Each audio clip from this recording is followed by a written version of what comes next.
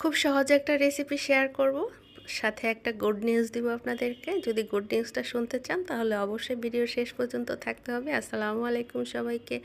আলহামদুলিল্লাহ আমরা ভালো আছি, আশা করি আপনারাও ভালো আছেন। যে যেখান থেকে দেখছেন সম্পূর্ণ ভিডিওটি দেখার জন্য আমন্ত্রণ রইল। ফেসবুক থেকে দেখে থাকলে একটু ফলো বাটনে ক্লিক করে লাইক কমেন্টস করে যাবেন, আর যদি ইউটিউব থেকে দেখে থাকেন অবশ্যই একটু সাবস্ক্রাইব করে লাইক কমেন্টস করে যাবেন।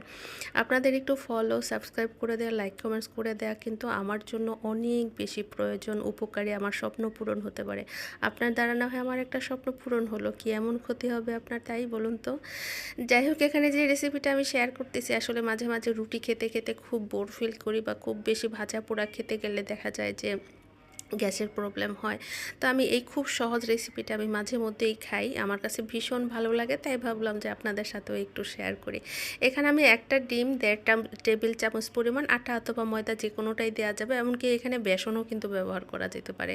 আপনি আটা, ময়দা, বেসন যেটাই হোক 1.5 টেবিল চামচ বা 2 টেবিল চামচ দিতে পারেন। একটা ডিমের সাথে একটু ধনিয়া পাতা, একটা কাঁচামরিচ, একটু পেঁয়াজ, একটু সামান্য লবণ, অল্প একটু পানি দিয়ে আপনি একটা ব্লেন্ডারের জারে দিয়ে ব্লেন্ড করে নেবেন। থিকনেসটা তো দেখতে পেলেন, খুব বেশি ঘনও হবে না, আবার খুব বেশি পাতলাও হবে না, মোটামুটি থিকনেসটা থাকবে।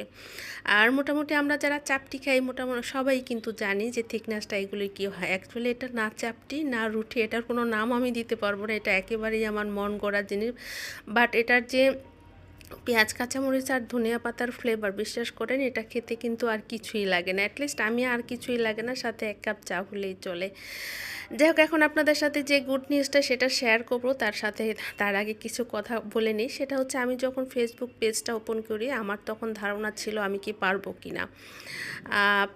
না। তো যাক, কাজ করতে করতে প্রথম প্রথম খুব ঝামেলা মনে হতো, ভয়েস দিতে পারতাম না, কথা বলতে পারতাম না, এডিট করতে কোনো সমস্যা হচ্ছিল না, প্রথম থেকে ভিডিও করতেও তেমন কোনো সমস্যা হচ্ছিল না। সবচেয়ে বড় সমস্যা যেটা ছিল সেটা হচ্ছে আমার ভয়েস দিতে পারছিলাম না, গুছিয়ে কথা বলতে পারতেছিলাম না। যাই হোক, একটা পর্যায়ে এসে আলহামদুলিল্লাহ সেটা ক্লিয়ার হয়ে যায়।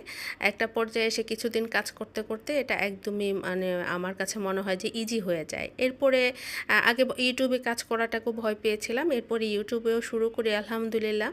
ইউটিউবে কাজ করতে করতে এখন মনে হচ্ছে যে দুইটাই আমার কাছে খুব সহজ হয়ে গেছে। এখন মনে হচ্ছে একটা বিজনেস বেস করলে কেমন হয়। আমার অনেক দিনের স্বপ্ন, আমি অনলাইন কেনাকাটায় অনেক বেশি অভ্যস্ত। আপুদের দেখে আমি বেশ ইন্সপায়ার হতাম যে আমি যদি এমন কিছু করতে পারতাম। আসলে তখন সাপোর্ট ছিল না। আর এখন যেহেতু আমার ছেলেটাকে নিয়ে আমি বাইরে যেতে পারি, বা টেকনোলজি সম্পর্কে আমি ছেলেটার হেল্প নিতে পারি, তো এখন মনে হলো যে এখন একটা বিজনেস পেজ করা যায়। আর আমার ছেলেটারও আলহামদুলিল্লাহ যথেষ্ট সাপোর্ট আছে। তো বিজনেস পেজের নাম, লিঙ্ক অবশ্যই আপনাদের সাথে শেয়ার করব। আপনারা সবাই আমার জন্য দোয়া করবেন। ভালো থাকবেন, সুস্থ থাকবেন। আল্লাহ হাফেজ।